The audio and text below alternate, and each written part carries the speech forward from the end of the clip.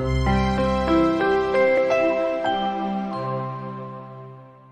everyone and welcome back to my channel. Today we are exploring one of the most famous poems of the 20th century, that is T.S. Eliot's The Wasteland.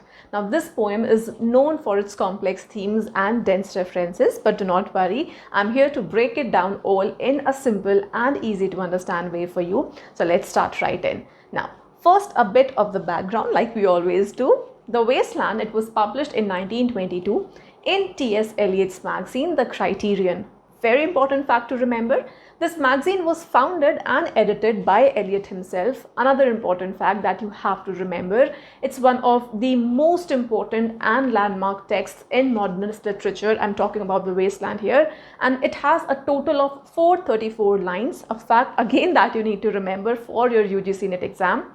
Now there are a plethora of references that you would find in the poem, like for example there are allusions to Dante's Divine Comedy, there are allusions to Chaucer's Canterbury Tales and Thomas Middleton's A Game at Chess. These are actually just three of the references which I've told you from the plethora of references which are there in the text. Okay, now this work is often seen as a reflection of the disillusionment and the despair that followed the First World War. It's a long poem split into 5 sections, each with its own themes and imagery. Eliot uses a variety of voices and literary references to weave together a picture of a broken and a fragmented world.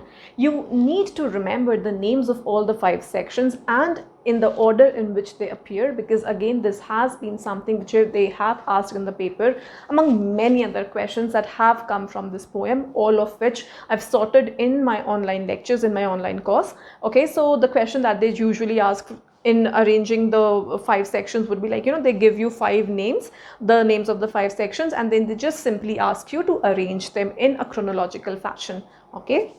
Now, if you want to study about T.S. Eliot in detail and all the other works by him as well as this poem, The Wasteland, then you can just join my online course. Like I said, I have sorted all the previous year questions into categories and then I've organized them author-wise so that you know what kind of questions come from a particular writer. Same you will find for T.S. Eliot and this poem as well. You do not have to worry about studying from multiple sources because in my online course I cover everything. The details of my online course are available on my website theankitajain.com. You can also check the description box below where you'll also find my WhatsApp number. You can just text me in case you have any issues. You can call me if you want to. Now also remember that The Wasteland carries a dedication and that is to Ezra Pound. Ezra Pound को refer करते हैं Eliot as Il Miglior Fabbro, which is translated as the better craftsman, because he was actually the editor for this poem. Now again, super important for the paper and something which has been asked in the NET exam. Okay, and now let's actually start with the poem. So first section is titled The Burial of the Dead. This section sets the tone for the whole poem. It starts with the famous line, April is the cruelest month, which is actually a stark contrast to the traditional view of spring as a time of renewal, also a reference to Chaucer's Canterbury Tales, the opening lines from there. Now when he says April is the cruelest month, that is actually a stark contrast to the traditional view of spring, which was seen as a time of renewal. It is seen as a time of renewal. Instead, he paints April as a time when memories and desires which are buried by winter, they are cruelly revived.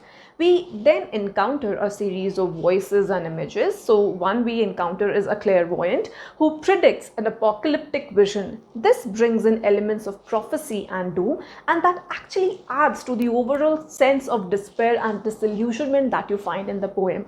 Then the second image that you see is of a dull roots sprouting. We see this imagery of lifeless land and rebirth that represents the cyclical nature of life and death. Then the third one, important one, is the hyacinth girl, a memory of a romantic encounter which now feels distant and meaningless, which emphasizes the theme of lost connections. Now throughout this section you will see that Eliot uses a mix of literary references and that creates a sense of cultural decay. It's as if he is showing us a world where the past is constantly haunting the present, but in a fragmented, in an incoherent way, right? Then the second section now is titled A Game of Chess. In this part, Eliot uses chess as a metaphor for sexual intrigue, drawing on the famous play by Thomas Middleton titled A Game at Chess. Okay, now he contrasts the two scenes to explore themes of sexual tension and disconnection. There are two important scenes here. The first scene is about this rich woman, okay, and this part describes a luxurious room that's filled with opulent items, but beneath the surface there's a sense of emptiness and tension. A woman waits for her lover and their conversation reveals their troubled relationship. Now, this opulence of this woman is contrasted with the hollow emotional state of the characters, highlighting again the theme of superficiality versus the inner decay. Okay, now within this section there's another important scene, a very famous one at that, the London pub scene. Okay, now this second part actually shifts to a more ordinary setting where you see this London pub. Here we have this conversation, we hear this conversation between two women who discuss a mutual acquaintance called Lil. Now Lil's life is marked by hardship and disappointment, and that contrasts sharply with the earlier scene of wealth. Opulence dikhaya tha na pehle wale mein. Now this section shows the different ways people cope with the bleakness of modern life, whether through material excess or mundane existence. Both scenes highlight the lack of genuine connection and communication between people, right? Moving on to the third section titled The Fire Sermon. Here Eliot paints a picture of a desolate modern landscape. The title, that's a reference to a sermon by the Lord Buddha, which emphasizes the renunciation of the worldly desires. Now here you see that Eliot describes the polluted river Thames, which is in London, and that symbolizes the corruption and the decay of contemporary society. The river banks, they are littered with debris. They reflect the moral and the cultural degradation. There's also the Tiresias vision, who's the blind prophet from Greek mythology, okay? And now this Tiresias embodies both the male and the female experiences, and he serves as a very important observer. Through his eyes, we witness the mechanical, the passionless nature of the modern sexual encounters. So there's a very famous scene of a typist and a young man who engage in this uninspired routine kind of a sex, and that showcases the emptiness of human relationships. Okay, you also get to see some historical allusions here. So he weaves in the references from the classical mythology. He takes the character of Philomela, who was transformed into a nightingale after a brutal assault. Now these themes, they underscore the themes of suffering, and this section highlights the fragmented and impersonal nature of modern life. It's a very powerful commentary on how industrialization and urbanization, they have eroded human connections and values, right? Now we come to the fourth section, that is Death by Water. This is the shortest section of The Wasteland. Here you get to see a figure of Phoebus the Phoenician. This section focuses on Phoebus, who was a drowned Phoenician sailor. His death by water symbolizes the end and the cyclical nature of life.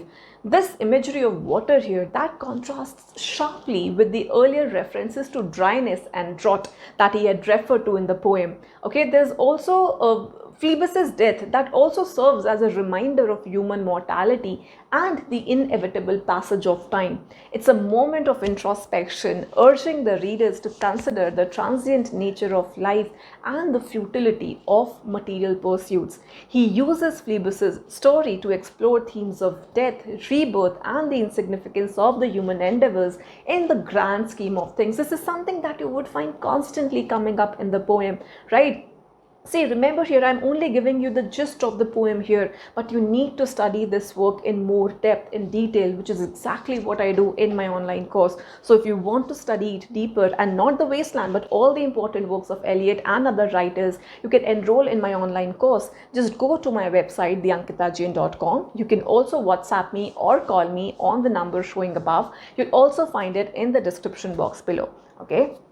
Moving on to the last and the final section of the poem, we have What the Thunder Said. Remember, this is the fifth section, What the Thunder Said. Now here you are given this section. It actually starts with a depiction of a desolate landscape that symbolizes again that spiritual barrenness. This imagery of rocky mountains and dry plains, that reflects the sense of desolation and despair. Okay. Eliot also incorporates here elements of Eastern philosophy, particularly from the Upanishads. Yes, from the Indian Upanishads. Okay, so that's very important. The thunder's voice symbolizing the divine communication, utters the word datta, meaning give, dayatvam, meaning sympathize, and damyata, meaning control. These commands suggest a path to spiritual renewal through selflessness, compassion, and self-discipline. The poem ends with the blend of this, apocalyptic imagery and hopeful undertones are there. The repeated phrase towards the end, very famous line, Shanti, Shanti, Shantihi, which means in Sanskrit peace, that offers a sense of closure and tranquility amidst this chaos. So Eliot's conclusion ties together the themes of spiritual desolation and potential redemption, suggesting that despite the fragmentation and decay of modern life, there's still hope for renewal through spiritual awakening, right? So remember the famous lines, the opening and the closing lines, very important. Now, throughout The Wasteland, Eliot has used a range of themes and images to convey his message. The main themes you would find include disillusionment and despair, reflecting the post-war sense of loss and fragmentation. Another theme you will find is the search for meaning. The characters in the poem, they're often searching for meaning in this chaotic world, if you see, right? Another important theme, death and rebirth. So again, references to these different religious and mythological traditions, they suggest the cycle of death and potential for renewal. Eliot's imagery is rich and varied, drawing on literature, on religion, on history. He references everything from Dante's Inferno to the Hindu Upanishads, creating this tapestry of cultural references that that give this poem its depth, its complexity. There's a reason that it's the wasteland. Okay, so T.S. Eliot, his Wasteland, if you see, it's a challenging poem, but at its core, it's about the struggle to find meaning in a fractured world.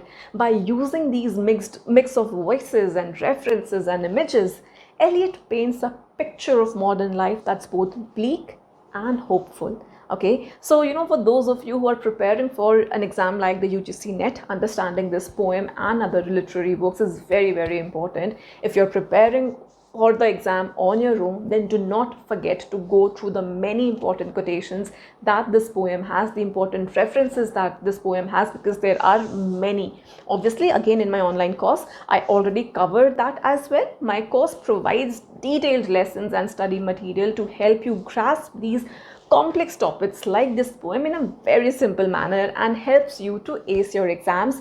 Just go to my website theankitajain.com, or you can call me on the number given above and in the description box. If you enjoyed this summary, then do not forget to like, comment, share or subscribe for more such literary explorations. Thanks for watching and see you next time.